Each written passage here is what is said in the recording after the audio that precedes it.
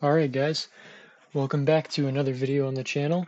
So tonight I'm going to be talking about the new Flash episode, Season 8, Episode 17, entitled Keep It Dark. And oh boy, what a fitting title for this episode, considering they were in the dark for a lot of the episode, both literally and metaphorically. So let's jump right into this. So our episode starts off with Barry running through the city, going to find a fire that's happening at Fast Track Labs, I believe. And once he gets to the fire, the scientists start talking to him and saying, "Thank you for saving me. If you didn't save us, all of our research would have been dead." And he's confused, like, "What do you mean I just got here?" We find out that another speedster was there as well. So he goes to Joe's house. Him and Joe are talking about it, and he's talking about, "I still can't reach the other forces," which I think is because Eobard Thawne has something to do with that because of the negative entity around it that was mentioned last season. So we'll see where that goes. And then we also find out that Caitlin is no longer talking to Barry and answering his calls, which I mean, rightfully so after seeing how that last episode ends. So maybe she's just going to go off the grid for a while. We'll just have to wait and see. Anyways, so as they're talking, we find out that Jen is going to be going to kindergarten, I believe, pre-K maybe, but she also has a Batwoman backpack, which another way of connecting this whole universe together and all that. So we'll see if that's going to be just their way of getting Baby Jenna off the screen because of all the COVID safety going on right now. Maybe, maybe not. Maybe it's going to be an actual plot point at some point. Maybe Joe's going to leave the show to be with the kid.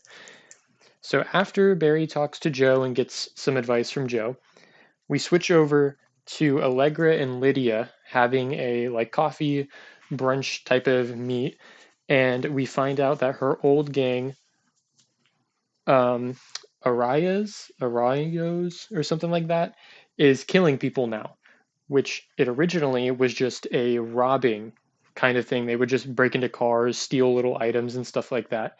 Now they've moved into killing. So we find that out. Allegra wants her to open up about her story, and we're going to go from there. And then we switch back to Barry and Chester. And Barry's talking about, well, we need to figure out who the speedster is. After looking over all the evidence, it looks like they have their speed not naturally. So naturally, Barry thinks that Thawne is involved or could be involved and just wants to be sure that he's not involved. But he also wants some advice from the criminal mind. So Barry runs to Lian Yu, and we finally get another scene with Barry and the Reverse Flash after a few episodes. I mean, I know we just got one at the beginning of the season, but still, their chemistry is amazing. They're great together. So we get Barry interviewing Thawne, and we find out that Thawne knows that Frost is dead, which I mean, I'm sure he would have the news in there somehow. Someone would tell him, but I just thought that was kind of crazy that he knew that. And then Barry's asking Thawne if he knows why this person's here, if he ever sensed this person when he's still at his speed. And Thawne basically calls Barry an idiot, which was kind of funny. And they just banter back and forth, and then Barry ends up just leaving. I mean, he got what he needed. He knows there's a new speedster, and Thawne basically tells him that they're just like you, Barry, when you were just starting out 8 years ago. Like, you didn't know how to use their powers. They're nervous, just like you were. So Barry now is determined to go help this new speedster. And then, whew, we're going to get through this part pretty quickly because I want to talk about the ending of this episode. So, Allegra and Lydia are at the Central City News, or Central City Citizen, um, and they get attacked by Sunshine. She's back. I guess she decided to keep being a criminal after a black hole was shut down, and she's trying to kill Lydia because she wants to release a story. And before she has that chance, Chester throws an EMP out of the door, which stuns her for a second, and then he puts up a force field to keep them out. He called it like a photogenic shield to where Sunshine can't get through and Dr. Light, who's also back, can't get through. So they're basically trapped in here, but they also can't get to them. So Allegra's stressed out. Everyone in there is fighting. They're at each other's throats. They're trying to figure out what to do. Sunshine's taunting them outside the force field. And then we have a scene where Taylor, who is the reporter who doesn't like Allegra, decides to out Allegra in front of everyone, telling everyone that she is so passionate about this because she was a part of that gang that is now killing people, which causes her other coworkers to lose the confidence they had in her and not trust her anymore.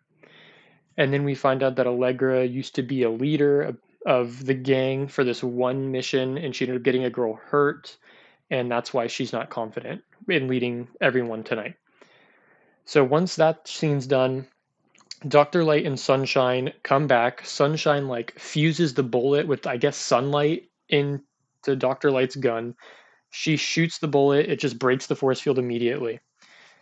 And then they go in, and Allegra starts fighting with them, like actually doing really good. And I actually kind of like that choreography in that fight scene. It was not amazing, but it was pretty good. And she actually ends up getting shot by Dr. Light's bullet. I mean, she's not going to die and nothing's bad going to happen to her, but it was still like a whoa kind of moment. And then she stands up. She starts sucking, I guess, the power of it out into her hand. I'm guessing because it's like made out of some kind of concentrated light or ultraviolet light, something like that. And then she goes, what I like to say, Super Saiyan, because that's what she looks like here, or like Captain Marvel when she first like transformed. And yeah, like that scene was pretty cool. She is, as they like to say this whole season, she has leveled up, which is a hilarious tagline that they keep using. Surprisingly, they didn't use it in this episode. But yeah, she ends up getting that power boost like she did last season in that one episode with Ultraviolet. And she just wraps it up pretty quickly. And then we switch over to Barry, Allegra, and Chester talking about the event, just like a quick summary. Oh, like, yeah, she handled it like a boss. And then Barry gets a video message from Caitlin, and we find out that Caitlin seems to not have any hard feelings towards Barry or anything like that. She just needs some space. So she's going to be staying with her mom and taking the space she needs for the time being. So, I mean, it makes sense. She directed this episode, so she's going to be editing the episode. So, I mean, it makes sense why she's leaving. And then let's get into this ending scene. So we finally get the new speedster showing up. She runs into the, I think it's Fast Track Labs or Ivo Labs. It's Ivo Labs. She runs into Ivo Labs and returns this battery that she stole. And Barry's standing there waiting behind her, smiling at her, and then confronts her. And they start. She tries to run away from him, but he keeps catching up with her, and it's just like a back and forth between them. And then they get to talking. She unmasks herself. She says, "I'm Mina Dawin." And Barry's like, "Oh my God, you're Mina Dawin. I remember your book. You're a genius." And she talks about, "Oh, my genius hasn't helped me figure out this problem with my speed and how to handle it, how to keep it permanently." And Barry pretty much says, "Well, I know you're not a criminal. I know what you're trying to do. You're a scientist. I want to help you. I want to train you. I had a mentor when I started out, and I want to be your mentor." So Barry offers her a hand in being her mentor, and she takes it. So that's where our episode ends. I thought it was a pretty good episode, pretty great way to end off the episode and the storyline. I am very excited to see where this storyline goes and what they're going to do with Mina Dawin. I'm assuming she's going to end up being named Fast Track since she works for the company Fast Track, but we'll just have to see where they go with it. Anyways, thank you for stopping by. I hope you guys have a great night. I'll catch you guys next time.